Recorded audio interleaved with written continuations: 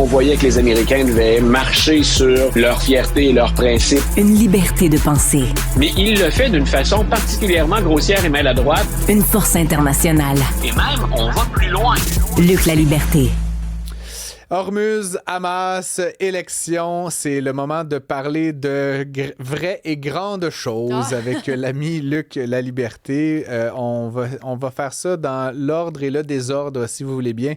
Luc La Liberté, commençons par le sujet de l'heure, le détroit d'Hormuz, qui n'est toujours pas ouvert. Là. Je lisais qu'il y avait 7-8 bateaux par jour qui transitaient par la voie maritime.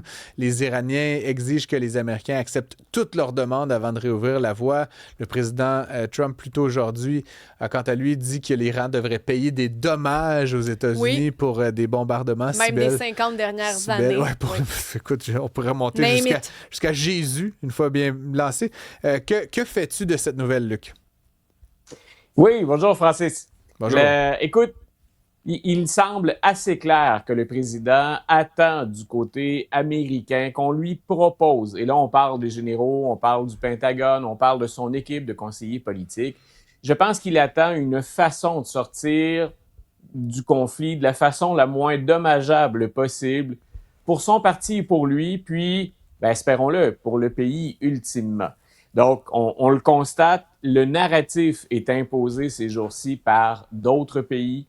L'Iran revient à la charge, puis tu viens tout juste de le souligner, de le mentionner en disant écoutez, nous, c'est le détroit d'Hormuz qui nous intéresse et tant et aussi longtemps que les Américains ne plient pas, surtout, nous ne bougeons pas.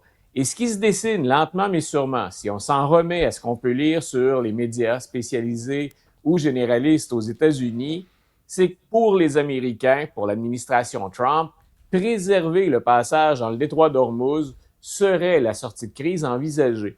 Nous serions donc loin du compte de ce qui était espéré au tout début du conflit, les grands motifs invoqués donc n'étant pas ceux pour lesquels on obtiendrait des résultats, entre autres sur cette fameuse question du nucléaire, qui est probablement l'élément le plus important, empêcher l'Iran de se doter d'une arme nucléaire. Effectivement, on est loin du compte. Là. Rappelons qu'au tout début du conflit, à la fin février, on avait toute une liste de trucs qui avaient été un peu développés a posteriori des premières bombes. Là. C'est-à-dire on était un peu lancé là-dedans sans objectif, puis on avait comme justifié des objectifs. Par la suite, aucun de ces objectifs n'a clairement été atteint, ni le changement de régime, ni la restauration d'un semblant de démocratie, ni le nucléaire. Et évidemment, entre-temps, on a perdu le contrôle d'une des voies maritimes les plus importantes de la planète. Toujours côté, disons, oriental, mais plus Proche-Orient, j'ai envie de dire, Luc.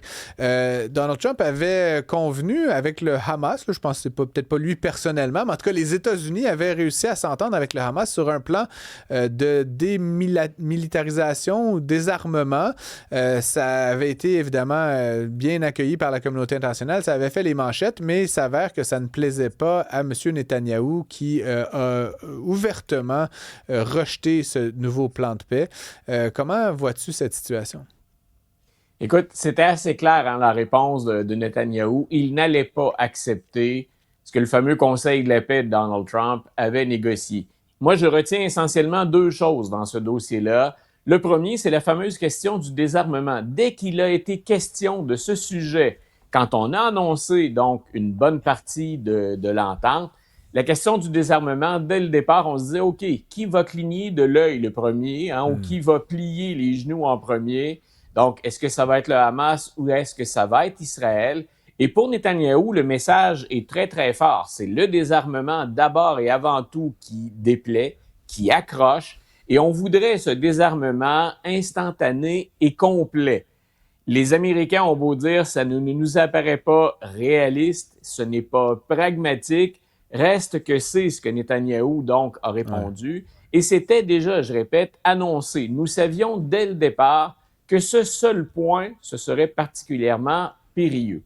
De l'autre côté, si Donald Trump et les républicains sont actuellement en campagne électorale et beaucoup de républicains craignent les retombées du conflit avec l'Iran ou que la situation internationale ne vienne à l'occasion s'ajouter sur une pile d'irritants de plus en plus haute, si on s'en remet aux perceptions des électeurs dans les sondages. Donc, si Donald Trump et les républicains sont en élection de mi-mandat, Netanyahou, de son côté, est également en campagne électorale. Et quand on décortique un peu son électorat, ce qu'il doit avoir de son côté, ou encore ses alliés politiques pour espérer survivre et se maintenir au pouvoir, il ne peut rien céder face au Hamas. Et ça explique, je pense, cette réponse nette, claire, qui est en porte-à-faux avec ce que Donald Trump, de l'autre côté, tente de vendre ou tente de le convaincre d'acheter. Les élections en Israël ont lieu le 27 octobre, je crois, une semaine avant les élections de mi-mandat. Et on a quand même le sentiment que Netanyahou, en fait, ne peut choisir aucune autre option que la continuation permanente de la guerre. Là. En fait, c'est ce que je comprends. Parce que, tu sais, M. Netanyahou est un homme intelligent. Je veux dire, le peuple israélien est rationnel. Je veux dire, clairement, je veux dire, cette idée d'une démilitarisation ou d'un désarmement immédiat, instantané, maintenant à midi, c'est un peu ridicule. Je veux dire, mais clairement, ils cherchent des faux fuyants pour maintenir la capacité de continuer d'attaquer.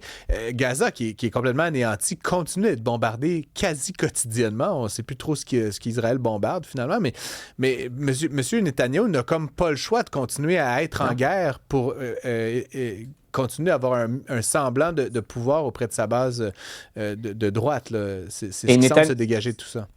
Et Netanyahou, qui ne laisse personne indifférent, puis il a ses détracteurs fort nombreux, tu l'as bien mentionné, c'est quelqu'un d'intelligent, c'est un fin stratège, il est habile dans les jeux politiques, mais il y a une ligne dure partout, face à l'Iran. On l'a vu dans ses manœuvres au Liban, puis on le voit maintenant dans cette proposition d'entente avec le Hamas. C'est là où on a senti, je ne parlerai pas de rupture ou de rupture définitive, mais c'est là où on sent la distance très nette, le froid, l'impossibilité pour Netanyahou de dire la même chose que Donald Trump, qui est pourtant un allié d'Israël dont personne ne doute, si on parle d'Israël en général. Les deux hommes sont incapables de parler... israélienne, oui, effectivement. Pardon? De la nation israélienne, effectivement, il n'y a aucun doute. Là, que voilà, Trump, mais ils ne peuvent pas parler d'une seule voix et tenir le même langage, ne serait-ce qu'en raison, au plan strict de la politique intérieure, donc des échéances électorales qui viennent. On ne peut pas dire la même chose, ça ne se présente pas de la même façon d'un côté et de l'autre. Et c'est assez particulier parce que dans une élection comme dans l'autre, c'est comme si l'association entre les deux hommes devenait une nuisance. Du côté, tu le dis, israélien, M. Trump semble chercher la paix alors que M. Netanyahou veut continuer à faire la guerre. Aux États-Unis, il y a comme un désamour envers Israël, envers ces conflits permanents au Moyen-Orient qui galvanisent les troupes démocrates, du moins. Puis même chez les républicains, là, je pense à Tucker Carlson et d'autres commentateurs de premier plan. Voilà. Israël, toujours ami problématique, là, je dirais, là, devient un peu un poids à la cheville de Donald Trump. Donc, c'est comme si les deux hommes avaient tout intérêt à se dissocier de l'un de l'autre, mais comme tu dis, sont quand même frères là, d'armes et d'autres intérêts. Là. Et en politique américaine, c'est la même phrase, la même vieille phrase de James Carville qu'on ramène tout le temps à l'avant-plan. « It's the economy, stupid ». Oui, ce sont des enjeux en politique intérieure qui sont prioritaires. Mais si on regarde les primaires qui se poursuivent toujours aux États-Unis, il n'est pas rare, d'un côté, qu'on ait vu le lobby pro-Israël investir énormément d'argent, qu'on reproche à des candidats des déclarations jugées antisémites, alors que d'autres candidats, eux, essaient, et c'est pas toujours facile, la nuance en campagne électorale quand le ton monte, mais on dit, nous ne sommes pas contre Israël. On est contre ce que Netanyahou a comme politique maintenant.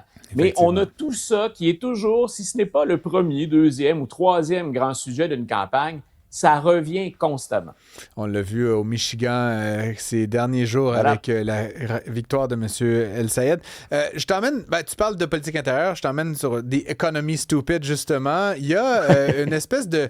Il y a un commentateur républicain qui a parlé de guerre civile. Bon, toujours un peu dans l'exagération peut-être, mais ce qu'ils appellent le Burrito Gate, donc une espèce d'affaire autour d'un burrito. J'explique rapidement. Ce serait un jeune étudiant associé au mouvement Turning Point, là, qui a été fondé par Charlie Kirk et consorts. Donc, ce jeune étudiant qui aurait dit « Ce n'est pas normal de devoir payer 20$ pour un burrito ». Et s'en est ensuivi toute une cavalcade de commentaires, critiques, déchirage de chemise. Faut-tu donner un peu de poids à toute cette affaire ou c'est juste une mascarade, Luc La Liberté? Je me suis d'abord étonné et amusé du fait que c'est fou comment on réfère à la nourriture mexicaine depuis un certain temps. Entre le Taco Tuesday et le Burrito Gate, je n'ai pu faire autrement qu'esquisser un sourire. Sinon, oui, il y a quelque chose derrière ça. Ça semble un peu loufoque, puis ça semble un peu même bête comme argumentaire. On sentait le conflit de génération. Hein? C'est un jeune qui dit 20 $ pour un burrito, c'est inadmissible. Et là, les plus vieux, les républicains ou certains magas qui lui disent « Ben écoute, c'est parce que tu le fais venir par DoorDash, fais comme nous, sois de notre génération, puis mange des ramen au lieu d'un burrito. » Mange des ramen. Et écoute, je pouvais pas m'empêcher de penser à Marie-Antoinette, là, sérieusement. Ils n'ont qu'à manger de la brioche. Tu sais, c'est comme, comment... Je sais pas si ça se voulait humoristique, mais quand j'ai lu ça, manger des nouilles instantanées comme une réponse au problème du coût de la vie, j'étais comme « Eh, boboy! » Tu sais, c'est une forme de déconnexion quand même dans l'élite républicaine, voilà, mais non? Tu le soulignes en même temps, c'est qu'on a tenté d'en faire autre chose qu'une discussion sur le coût de la vie, sur des jeunes qui seraient exigeants ou encore eux-mêmes déconnectés. Et si ça peut rassurer tout le monde, le prix du burrito aux États-Unis, il oscille, dépendamment où vous l'achetez, entre 5, même 4 $ et 17 $. On est capable de manger autre chose que des ramen. Mais la question de fond, elle est là. C'est que les républicains doivent composer avec le coût de la vie, l'inflation, puis le fait que de très nombreux Américains, pas que ce jeune associé à Turning Point USA, on est préoccupé parce que, et ce n'est pas une perception ou du ressenti, ça coûte plus cher. Nous le voyons de notre côté de la frontière aussi. Et ce que j'ai remarqué, donc, c'est que plutôt que de s'attaquer au fond du problème, qui est nous devons gérer le coût de la vie parce qu'on va s'en faire parler et c'est un enjeu majeur pour les électeurs, on a tourné ça en ridicule ou en conflit de génération avec des jeunes qui seraient un peu capricieux et qui refusent de faire des compromis pour manger autre chose. Mais ne soyons pas naïfs, ramenons ça sur le fond, c'est un véritable enjeu. Le coût de la vie, la perception et les véritables chiffres qui donnent raison finalement aux électeurs qui sont inquiets. Et tous les deux, on s'est étonnés de ça, je crois que c'est la semaine dernière, mais qu'on envisage maintenant dans des sondages que les démocrates soient meilleurs que les républicains pour gérer l'économie, ça n'est pas arrivé souvent dans l'histoire récente, dans une multitude de sondages, que ce ne soit pas un penchant naturel pour les républicains sur l'économie. Et là, les républicains le savent.